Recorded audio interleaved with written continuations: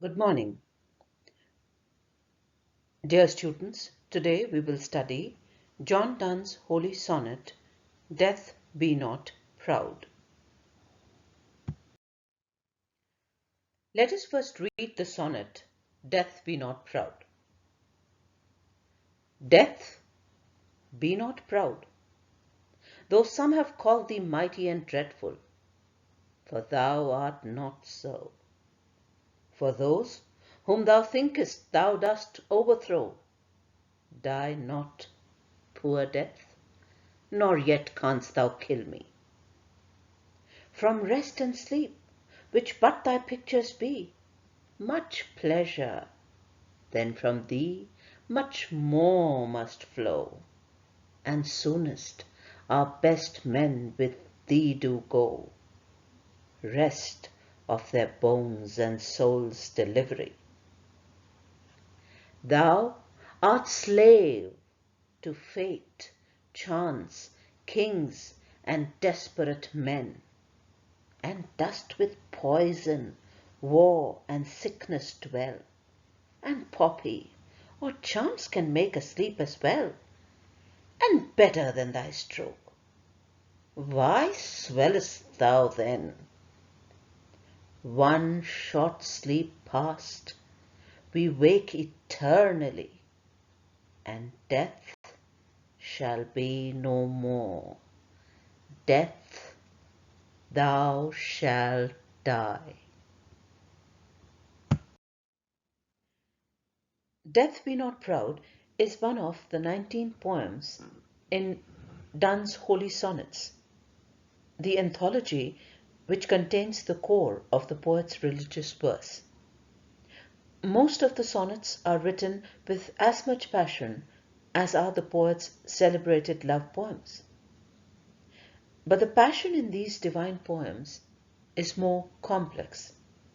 As David Dacius puts, it is that mixture of hope and anguish that characterizes the religious man searching for the right relationship with God, aware both of his own unworthiness and of God's infinite greatness.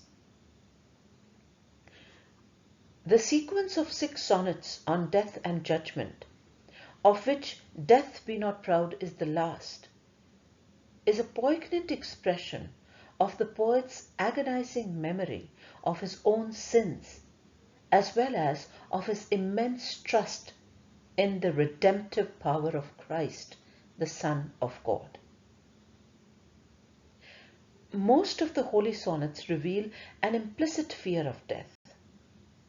However, the tone of Death Be Not Proud is one of remonstration rather than of fear. The poem opens with a direct chastisement of death for its haughtiness over the mightiness and dreadfulness ascribed to it by some people. The poet asserts bluntly that death is neither mighty nor dreadful. It is sheer vanity on its part if death thinks that those who are overthrown by it are killed once and for all. Death is not the end of human beings on earth, and it will not be the end of the poet either. In the Holy Sonnets, O my black soul, and This is my place last seen, Donne compares human life on earth to a pilgrimage. When the pilgrimage is completed, the pilgrim has to return to his original abode where life is eternal.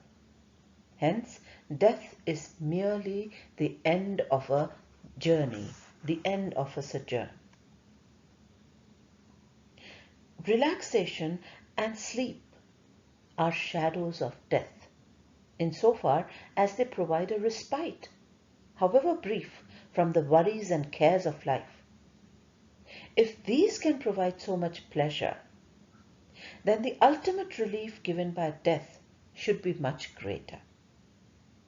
Sooner or later, even our best men opt for this relief. At any rate, death has nothing to be proud of, because even when it steals the best men, it is only doing them a service by giving rest to their tired bones and salvation to their immortal souls. Death is subject to the arbitrariness of fate, chance, kings, and desperate men. All these can cause somebody's death, according to their whim and fancy. That which is a slave to such arbitrariness has nothing to be proud of. Moreover, death's dwelling places are in such noxious, such damaging things or events as poison, war, and sickness. Returning to the idea of sleep and relaxation, Donne once again asserts that drugs and charms can induce in us much better sleep than death can. So death has absolutely no reason to swell, to be proud of, over the fact that it provides rest to man. The argument now seems contradictory, as the poet had earlier spoken of death as the ultimate relief. The contradiction owes itself partly to Donne's fear of death, submerged beneath the bold facade of challenge put up by the poet. However, it is not a flaw if we take into consideration the paradoxical nature of the whole argument, which reaches a climax in the last two lines.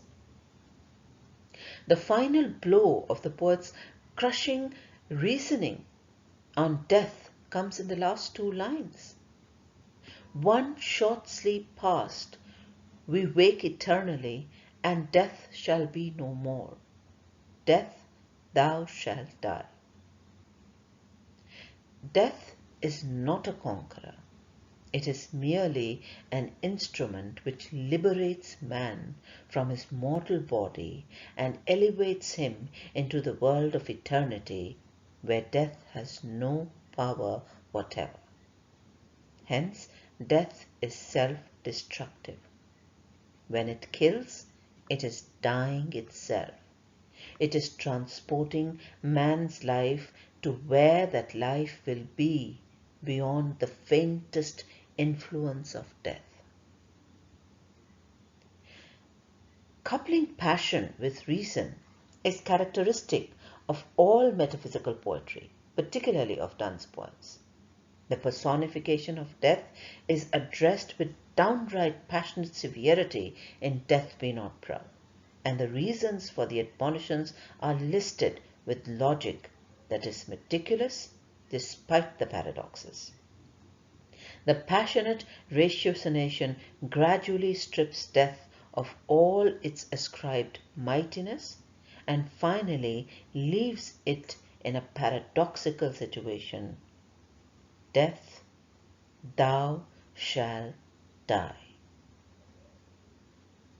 Paradox, please note, is an incidental device which occurs quite frequently in the argumentative stanzas of much metaphysical verse. It adds to the persuasive powers of the ratiocination.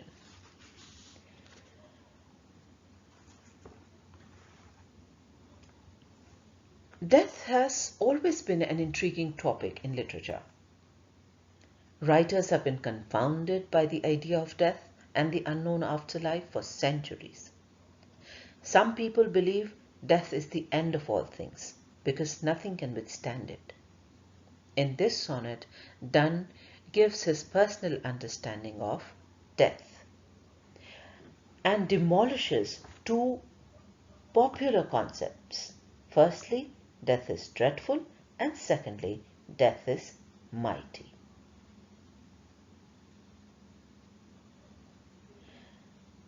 And the victory of Christian resurrection over death is the last nail in the coffin of death.